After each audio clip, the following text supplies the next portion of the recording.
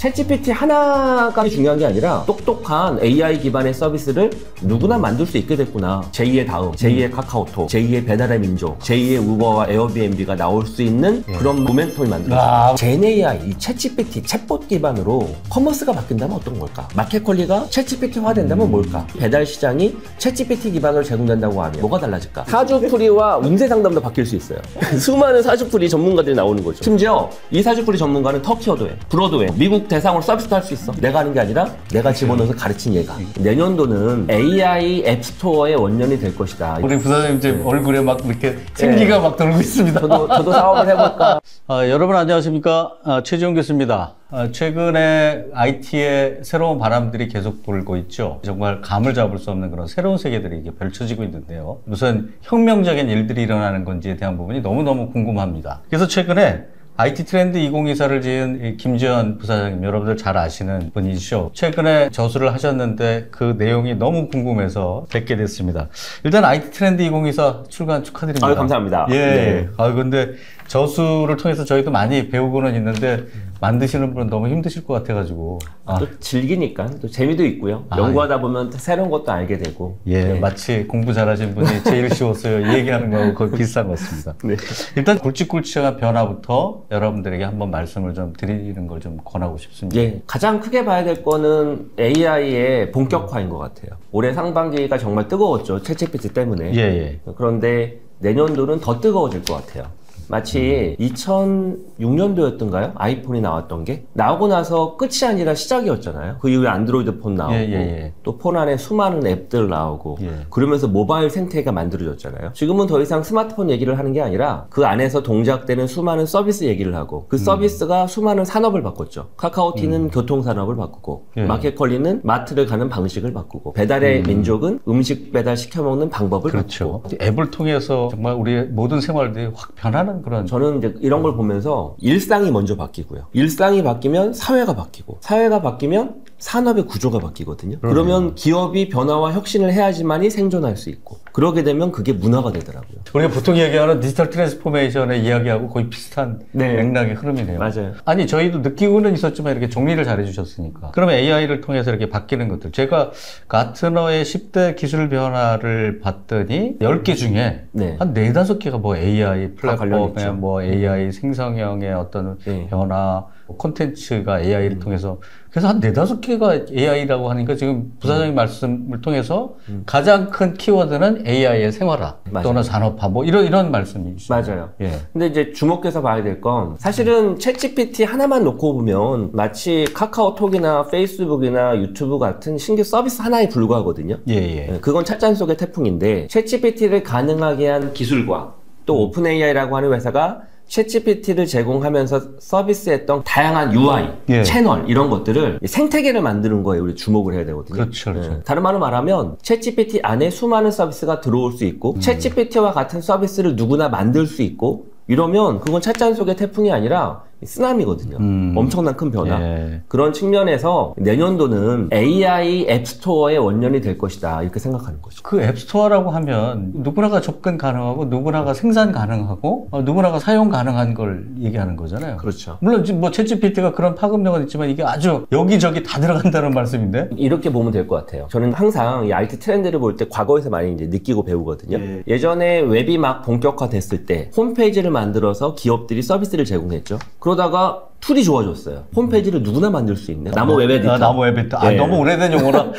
저도 이제 기억이 떠오르네요. 맞아요. 그걸 통해서 누구나 만들 수 있게 됐고 이제는 나무 웹 에디터 같은 소프트웨어 툴 없이도 그냥 웹에서 위즈위그 방식으로 화면 눌러가지고 쉽게 다 브런치 만들고 블로그 만들고 카페 만들잖아요. 그러면서 개인이 전 세계인을 대상으로 서비스를 제공할 수 있는 시대가 와서 웹의 시대가 본격적으로 열렸잖아요. 모바일도 마찬가지라고요. 앱스토어가 나오면서 아이폰과 갤럭시 폰, 안드로이드 폰에 있는 API와 SDK라고 하는 기술을 활용을 해서 누구나, 물론 여기서 말하는 누구나는 일반 개인들이 막 앱 만들기는 어렵죠. 그런데 예전에 소프트웨어 공학 또 엔지니어 이런 분들이 쉽게 만들기 어렵던 거를 스마트폰에서는 쉽게 만들 수 있도록 제공을 한 거예요. 그러면서 앱이 만들어졌잖아요. 그 앱이 아까 얘기했던 그렇죠. 일상과 뭐 사회와 뭐 산업을 바꾼 다 거고. 바꿨죠. 자, 그것처럼 오픈 AI가 데브데이라고 하는 개발자 컨퍼런스를 처음으로 열었어요. 예. 그리고서 발표를 여러 가지를 했는데 예. 제가 거기서 와 대박이다 눈여겨본 게 딱 세 가지의 키워드예요. 하나는 GPT 빌더, 두 번째는 GPT 스토어, 두 번째는 GPT S. 이 세 가지 키워드가 중요해요. 예.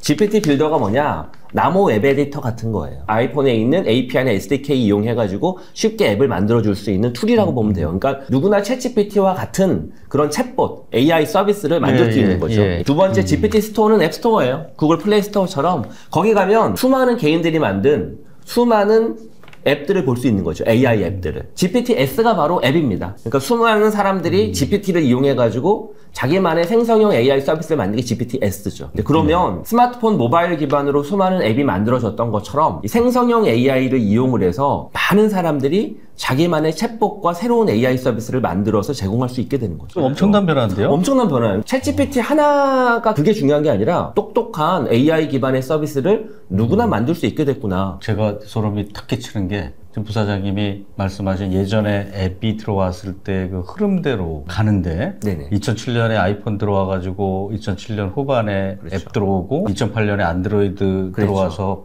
또 앱이 들어오고 해서 이 과정이 있었는데 그 과정이 확 줄면서 그냥 1년 만에 맞아요. 이게 확 그러니까 펼쳐지는 맞아요. 예. 지금 딱 말씀하신 것처럼 예전에 한 4, 5년 걸리던 일이 거의 1년 만에 이루어졌고 두 번째 앱도 사실 저만 해도 못 만들거든요. 근데 생성형 AI 기반의 아까 얘기했던 이 GPT-S는 예. 저도 만들 수 있어요. 누구에게나 기회가 주어진 게 두 번째고 세 번째가 더 중요합니다. 우리가 항상 이런 걸 고민할 때 세 가지를 고려해야 돼요. 생산과 유통과 소비. 생산은 뭐냐? 이 챗봇 아까 얘기했던 그 젠 AI를 만들 수 있는 게 생산이죠. 유통은 뭐냐? 그런 앱들을 소비할 수 있는, 즉 만날 수 있는 장터가 유통이죠. 예. 아까 얘기했던 GPT 스토어. 세 번째가 그러면 그런 서비스를 어디서 소비하지예요? 자, 예를 들어 1번 그런 GPT-S를 호출해서 챗GPT 안에서 쓰는 건가? 2번 우리가 기존에 썼던 앱이나 기존에 썼던 홈페이지에서 새로운 UI로 이 GPT-S를 호출을 해서 기존 서비스 사용하던 도중에 옆에서 호출해가지고 같이 쓰는 거죠. 이렇게 쓰는 건가? 세 번째, 아예 그냥 새로운 디바이스가 나와서 마치 스마트폰이 있었기 때문에 앱스토어가 있었잖아요. 예. 그것처럼 젠 AI를 위한 새로운 디바이스가 나와서 새로운 방식으로 인터넷 서비스를 쓰는 거죠. 세 가지의 방식이 다 있을 수 있는 거예요. 부사장님 책 IT 트렌드 2024 내에 보면 AI 서비스의 새로운 탄생, 그 다음에 AI 서비스를 위한 디바이스의 새로운 탄생을 또 이야기를 예, 하셨더라고요. 그렇죠. 그거 굉장히 중요한 말씀인 것 같은데 두 가지 이렇게 한번 분리해서 좀 말씀을 해주시면. 그러니까 저는 이 IT 트렌드와 관련된 이야기를 할 때 저만의 프레임이 있거든요. 예. 그 프레임 중 하나가 이거예요. 하드웨어, 그 하드웨어에 얹히는 소프트웨어 플랫폼, 그리고 그 하드웨어가 인터넷에 연결할 때 필요한 네트워크. 하드웨어, 소프트웨어, 네트워크가 한 덩어리가 되어서 예. 이걸 통해서 새로운 생태계가 만들어지고 그렇게 생태계가 만들어지면 여기에 이제 수많은 서비스들이 만들어져가지고 버티컬 산업에 영향을 준다 이렇게 생각하거든요.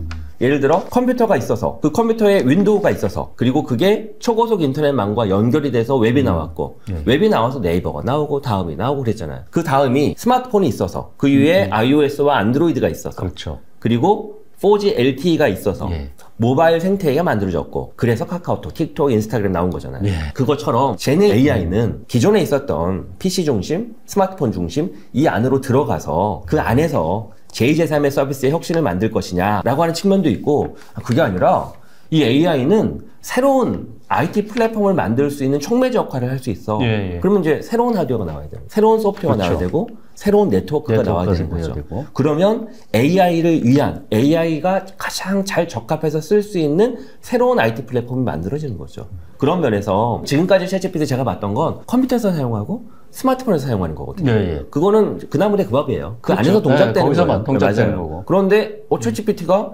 챗GPT 플러그인과 그리고 이번에 발표했던 GPT 스토어와 또 GPT-S를 통해서 챗GPT 기술을 이용해서 제2제3의 서비스가 만들어질 수 있는 생태계를 만든 거거든요.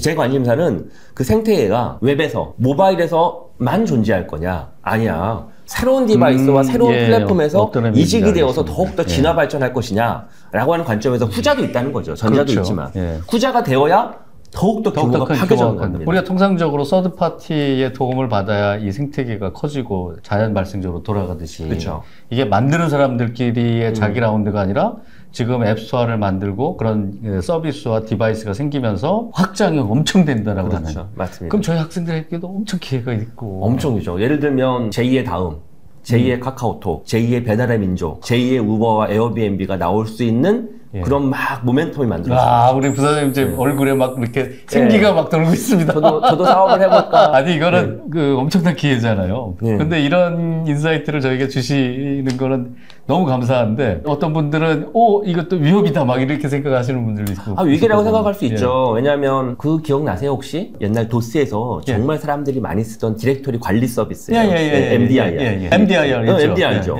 노턴 유틸리티부터 시작해서. 예전에 많은 IT 스타트업들, 또 솔루션 기업들이 만들던 서비스가 많이 있었어요. 그런데 이런 것들이 막 주목받고 사람들이 많이 쓰잖아요. 그럼 그게 빅테크 기업의 운영체제 안으로 들어가 버리죠. 그러면 그냥 이 시장이 없어지거든요. 마이크로소프트가 많이 그런 맞아요. 그런 많이 했죠. 인터넷 익스플로러 이전에 원래 넷스케이프, 모질라 브라우저 있었는데 브라우저 갖다 집어넣고 ICQ라고 하는 메신저 있었는데 MSN 메신저 다 그렇게 됐잖아요. 근데 그런 것처럼 사실 이번 챗GPT의 새로운 기술 발표, 새로운 생태계 발표와 함께 예전에 있었던 중간 레이어에 있던 많은 IT, AI 관련된 솔루션 기업들의 역할이 사라졌어요. 너무 저희가 결론을 일찍 낸 것 같은 느낌이 나는데 이게 지금 굉장히 큰 위협일 수도 있는 거잖아요. 근데 어떻게 보면 저희는 이제 희망과 기대를 가지고 있지만 기존의 사업자들이 변신하지 않으면 어려울 수도 있겠네요. 이때 빨리 피보팅을 해야 됩니다. 우리 사업의 지향점을 어떻게 바꾸고 이런 경쟁 환경 속에서 어떻게 신규 비즈니스를 만들까 고민을 해야 되는 시점이 다가왔죠. 지금 그 IT 트렌드 2024의 책 내에서는 그런 이야기들이 숨어져 있습니다. 어떻게 보면 과거에 일어났었던 일이 앞으로도 일어날 수 있는 일인데 더 짧고 빠르게 일어난다라고 하는 거죠. 사실은 어떻게 보면 스마트폰의 하드웨어, 소프트웨어, 서비스가 한꺼번에 들어가서 대비했던 기업은 지금도 잘 나가고 있고 그래서 대비하지 못한 기업들은 지금 다 망했죠. 우리가 보통 얘기하는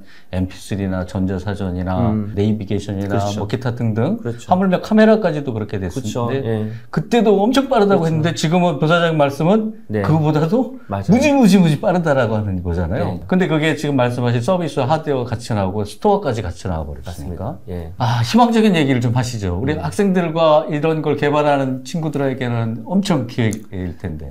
우리가 이번 변화를 주목해서 봐야 될 지점은 두 가지가 있는데 첫 번째 지점은 예전에 어떤 IT 서비스를 통해서 신규 비즈니스를 해보고 싶다라고 꿈을 꾸면 꿈만으로 되는 게 아니라 그걸 개발하기 위한 개발팀을 구성해야 되고 또 그런 시스템을 운영할 수 있는 뭐 서버나 이런 것들의 자원이 필요하고 또 운영 관리할 수 있는 수많은 또 솔루션들이 필요했거든요. 한 회사가 사업을 운영하기 위해서 정말 많은 인력들과 많은 기술들이 필요했다고요. 근데 이게 클라우드화가 되면서 엄청 단순화됐어요. 간편화되고. 근데 그럼에도 불구하고 여전히 클라우드에 그런 소프트웨어를 얹히고 이용하고 작동시킬 수 있는 개발자들은 또 필요하거든요. 그러다 보니 누구나 상상을 할 수 있지만 아무나 IT 서비스로 사업을 하기는 어려웠다고요. 근데 이 GenAI는 그런 상상과 기획을 할 수 있는 사람들이 아주 손쉽게 그런 것들을 실현할 수 있는 툴을 제공한 거거든요.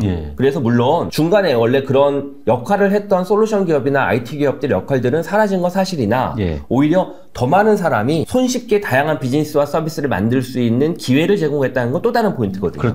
그런 면에서 보면 기존에 있었던 레거시 사업을 하고 있던 회사들, 갑자기 충격을 받은 회사들은 이런 변화 속에서 어떤 방식으로 새로운 서비스와 비즈니스를 할까라고 하는 고민을 해봐야죠. 사장님 책 제목 중에 흔들리는 토종 기업에 대한 이야기가 있더라고요. 한국 기업. 그럼 지금 한국 기업도 그러한 적정한 경고를 이렇게 주실 수 있는 부분이 있을 텐데 흔들리는 토종 기업이라고 하는 의미를 어떤 식으로 이야기를 하셨길래 거기에 그런 챕터까지 넣으셨던 건지. 우선 이 AI와 관련된 생태계가 만들어지는 거의 주축과 운영의 핵심은 다 오픈 AI와 마이크로소프트와 다 클라우드 기업들이거든요. 빅테크 기업들이라고요.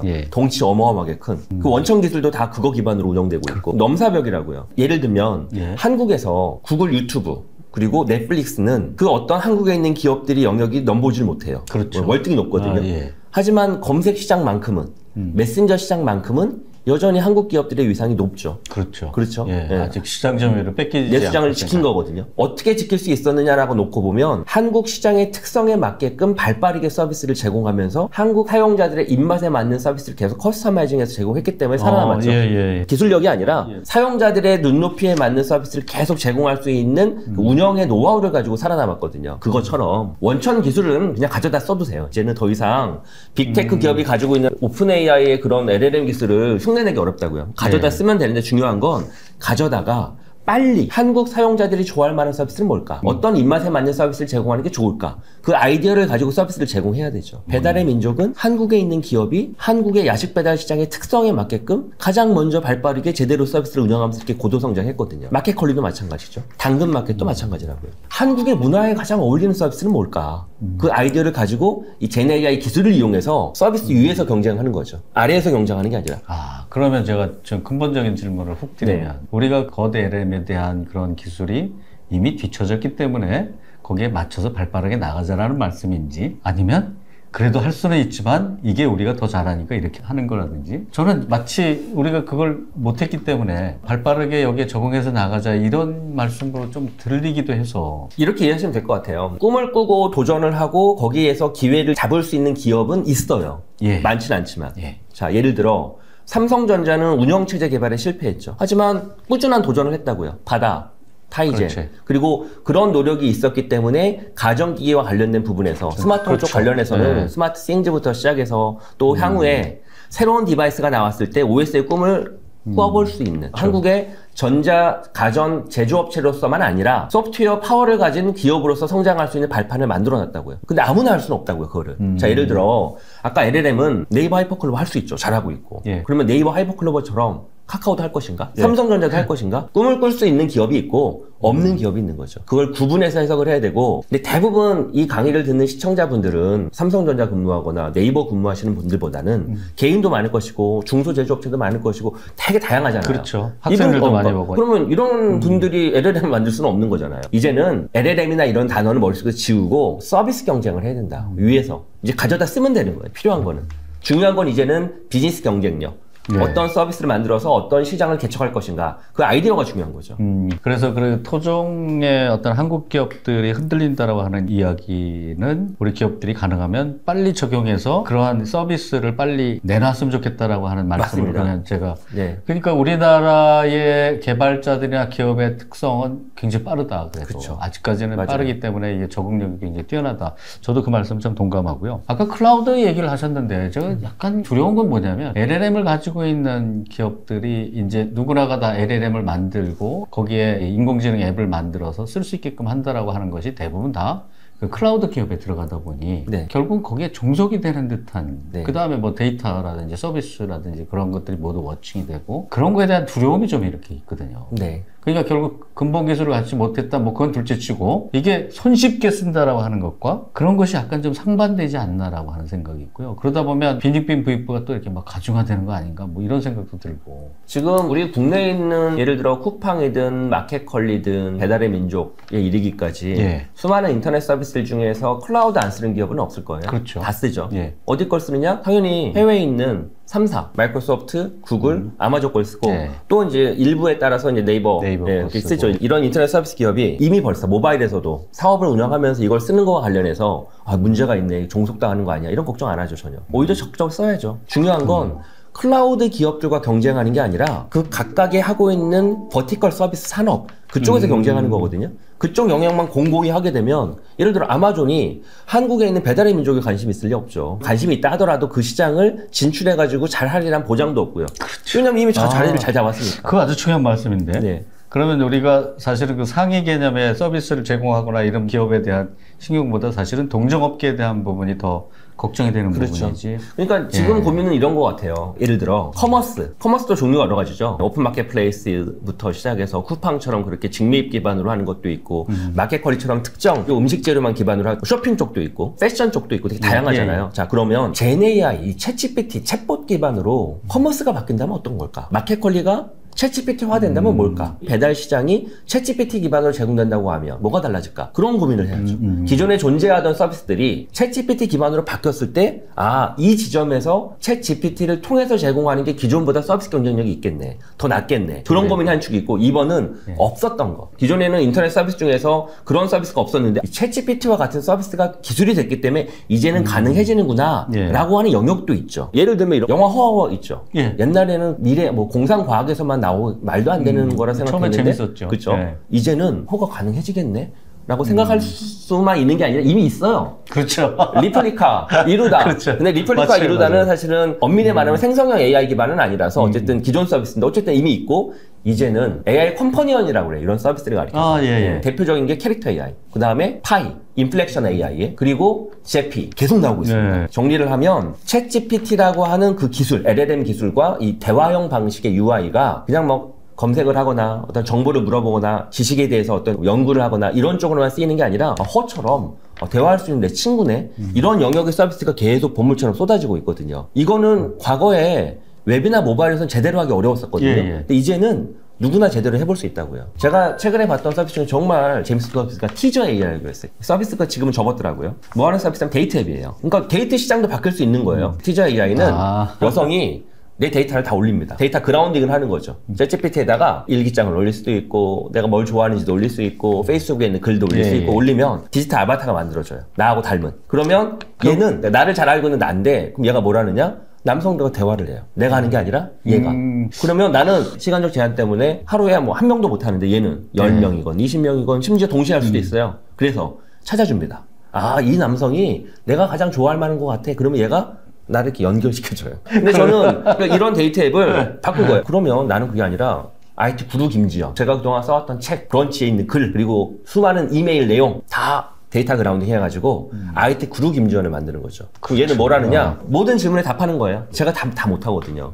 얘가 그냥 기본적으로 모든 IT에 궁금한 사람들이 있으면 디지털 트윈 김지현한테 답할 수 있게끔 해주는 거죠. 공짜, 단, 대화를 나누다 보니 이분 김지현을 만나보고 싶네.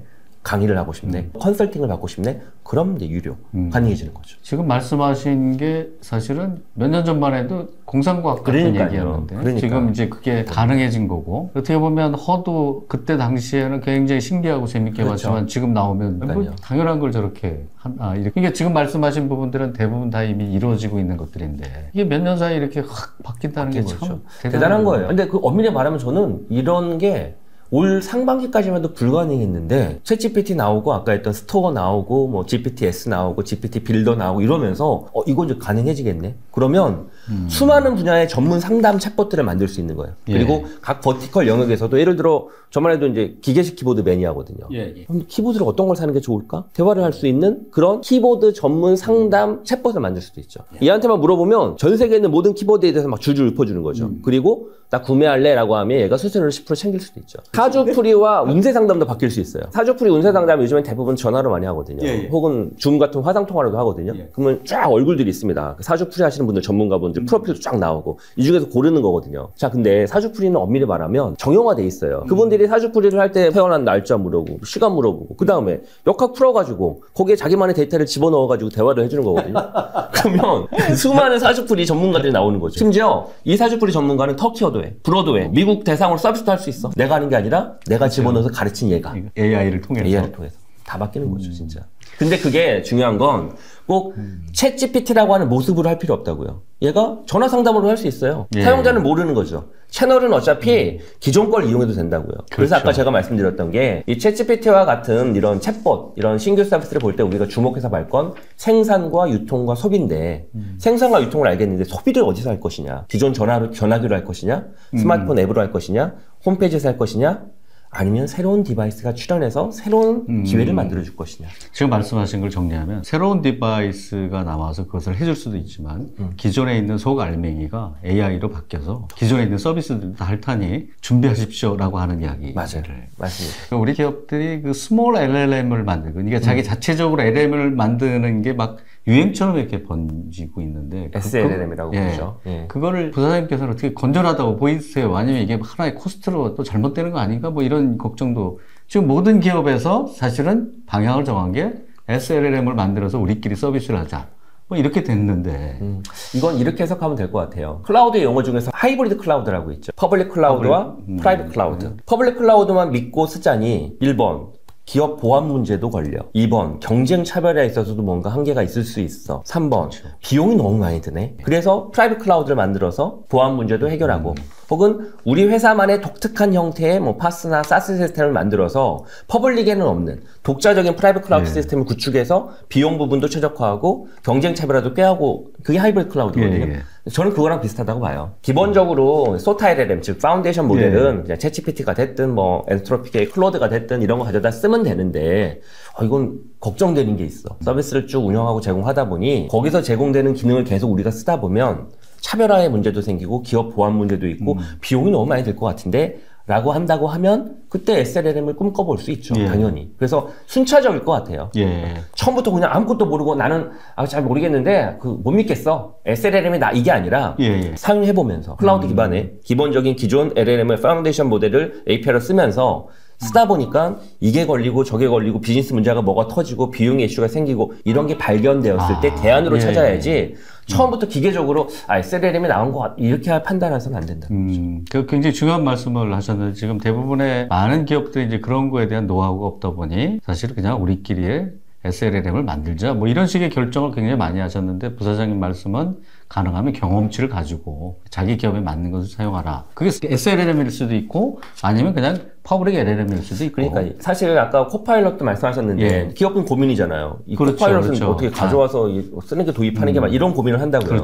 그때 제가 이제 가장 말씀드리고 싶은 건 이거예요. 그 고민 이전에 해결해야 될 게 있다고요. 코파일럿을 가져올까 말까가 중요한 게 아니라 우리의 현재 업무 관련된 부분에 있어서의 바틀렉은 무엇이고 비즈니스 문제가 무엇인지 회사의 업무 생산성의 조약 요소가 무엇인지를 먼저 정의하고 정의를 몇 개 해봤더니 마케팅 회의를 할 때 진행을 하다 보니 보고서 작성 부분에 마케팅 쪽에서 이런 문제가 생기네? 그럼 코파일럿이 좋을까? 다른 대안은 없을까? 그리고서 그걸 고민해야 되는 것이지 그냥 덩어리를 크게 코파일럿을 우리 회사 전체 이거는 완전 잘못된 거예요. 그것도 아주 중요한 말씀이네요. 사실은 코파일럿을 쓰기도 전에 보안 얘기부터 하시는 분들이 계세요. 야, 이거 우리 쓰면 뭐 파워포인트나 뭐 엑셀 차트 다 날아가는 그쪽에서 전달되는 거 아니야? 근데 지금 말씀하신 대로 일단은 어떤 부서나 어떤 작업에 이게 효율이 오르는지에 대한 부분이 사실 내 자신을 먼저 알아야 돼요. 마치 이런 겁니다. 이번에 새로운 망치가 나왔대. 한 번 박으면 그냥 벽에 그냥 못이 확 들어간대. 도입할까 말까. 잘못해서 손 다치면 어떡해. 이런 고민하기 전에 우리는 지금 망치를 쓰고 있었나?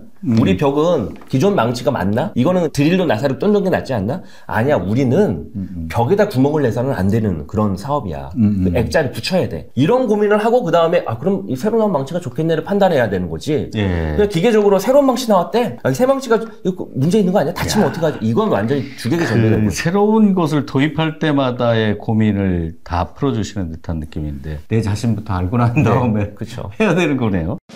테크 트렌드를 뺀 내년 트렌드 전망이 무의미해졌습니다. 어떤 트렌드도 IT 트렌드의 중력을 벗어날 수 없습니다. 그래서 티타임즈가 준비한 2024 IT 트렌드 강좌 LLM이 모든 것을 집어삼킨다. 2024년은 챗 GPT를 만든 초거대 언어 모델 LLM이 모든 기기, 모든 서비스에 스며드는 원년이 될 것입니다. LLM이 스마트폰 이후 최대의 하드웨어 전쟁, 인터페이스 전쟁을 촉발할 것입니다. LLM이 모든 것을 집어삼킬 2024년, 우리는 어떻게 비즈니스 기회를 발굴해야 할까요?